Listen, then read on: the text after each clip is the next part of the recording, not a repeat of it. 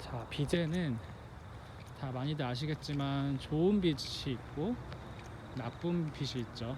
네. 물론 좋은 빛도 가끔 내가 잘못 쓰면 나쁘게도 되기도 합니다. 뭐 내가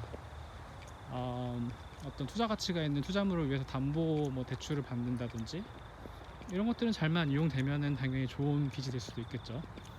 근데 이제 영끌로 너무 무리해서 산 경우에는 지금 같은 상황에선 제가 알기로 6, 7%까지 올라갔다고 알고 있는데 감당하기가 좀 어려울 수가 있겠죠. 자, 나쁜 빚은 할부로 투자 가치가 없는 것들을 사는 거가 되겠죠. 자, 얼마 전에 참 기가 막혔는데 우리나라가 지금 1인 평균 명품 소비율이 1위, 세계 1위, 2위가 미국이었나요? 1위가 우리나라인데 1년에 1인당 350불이었나요?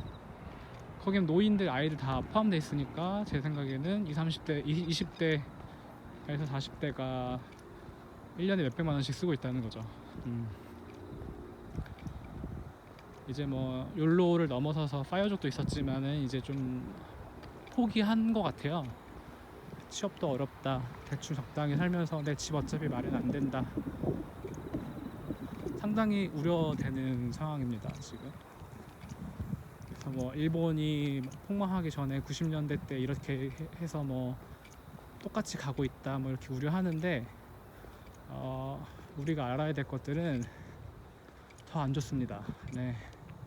일본은 그래도 해외 자산이 이런 것들이 많이 있었어요. 버블 터지기 전에. 지금도 그런 이자율이고 그다음 기축 통하니까 버티고 있는 거고, 우리나라는 지금 외화는 많이 쌓아놨어도 많이들 금융 위기까지 갈 수 있다. 강원랜드 사태라든지 금융위기가 올 수 있는 상황이다를 많이 지금 점치고 있고 위험한 상태죠. 네. 이 얘기 왜 나왔냐면 우리나라 2030, 40들은 지금 다 너무 많은 소비를 하고 있다는 거죠. 특히 우리나라 문화가 타인에 대한 어떤 시선을 되게 신경 쓰는 문화가 있잖아요. 저는 사실 그게 되게 싫어서 싫어했던 것도 제가 있긴 했었는데, 보통 어쨌든 그래서 이제 그렇게 남을 따라 하려고 하다 보니까 쟤는 이거니까 난 BMW까지 해야 되네. 제가 이번에 한 6년 만에 한국에 갔는데 실제로 그런 얘기를 들었습니다. 네. 9살짜리 애가 있었는데 자기네 친구가 이렇게 얘기했다고 합니다. 너네 엄마는 왜 그런 차를 타? 우리 엄마 아빠는 벤츠 타고 다니는데?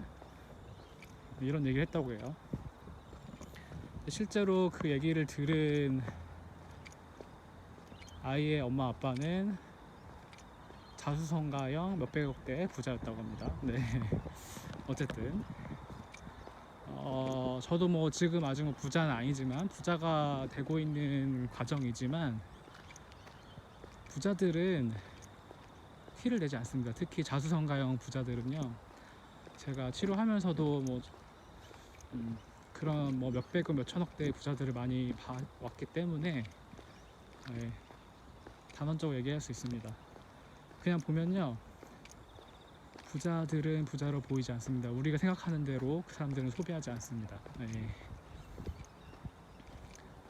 심지어 어떤 사람들은 차가 없기도 하고요.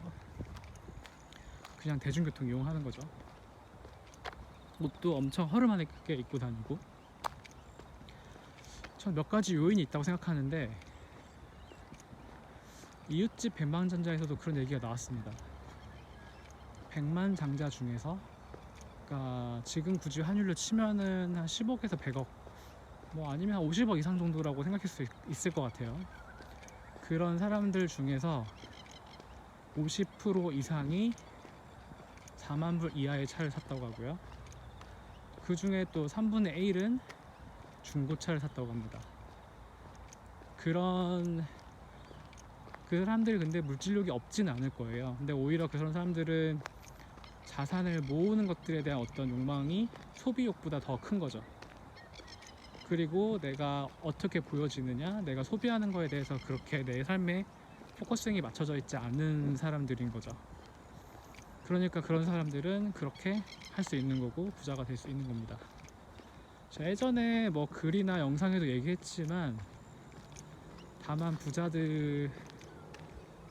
부자들은 돈만 많다고 해서 부자는 아니라고 제가 한번 얘기했었죠. 근데 여러 가지 요소가 있지만 돈은 그의 일부분일 뿐이다. 저는 부자 중에서도 수십억, 수백억 부자들, 정말 네이버에 치면 나오는 사람들 중에서도 불행한 사람들 너무 많이 봤어요. 그게 이제 내 삶에서 어떤 밸런스? 구의 밸런스가 맞지 않았다고 생각합니다. 이거는 좀 워라밸이랑은 좀 다른 거예요. 일할 때는 미친 듯이 해야죠. 그리고 어떤 일정 기간 동안에는 예전에 얘기했다시피 마스터하는 그런 기간이 있어야 되지만, 이 밸런스는 뭐냐면 그런 노력들을요, 돈 버는 데뿐만이 아니라 다른 데도 같이 해야 됩니다. 뭐 취미생활 이런 게 아니라 관계적으로, 정신적으로, 그 다음에 신앙적으로, 이런 것들에 대해서 내가 따로 또 공부를 많이 하고 실천을 해야 된다고 생각합니다. 실제로 통계에 의하면 10억에서 50억 정도가 넘어가는 순간부터 더 이상 돈에 비례해서 내 행복도가 올라가지 않는다고 합니다.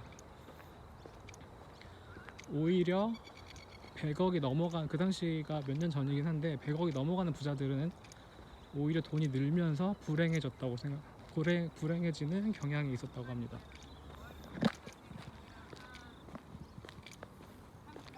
그 얘기가 뭐냐면,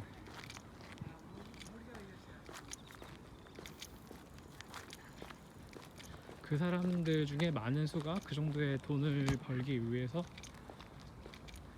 나의 가족과의 관계, 시간, 그 다음에 어떤 내 영성, 이런 것들을 희생하고서 몰빵한 거죠. 쉽게 얘기하면 그거예요. 다들 온라인 게임 한 번씩 해봤을 거 아닙니까? 맨 처음에 예를 들어 스테이터스가 한 뭐 20씩 준다. 그 다음에 뭐 힘, 지능, 민첩 이런 거 찍잖아요. 나는 마법사 될 거니까 지능에 몰빵 찍은 거죠. 그럼 어떻게 되죠? 한 대 맞으면 그냥 죽겠죠. 예. 그래서 무조건 골고루 찍는 건 아니지만은 최소한 어떤 거 하나 때문에 약점이 돼가지고 끌려내려지면 안 된다는 겁니다. 네, 그런 거고요. 자, 다음 편에는 또 다른 얘기를 다시 한번 이어서 해보도록 하겠습니다.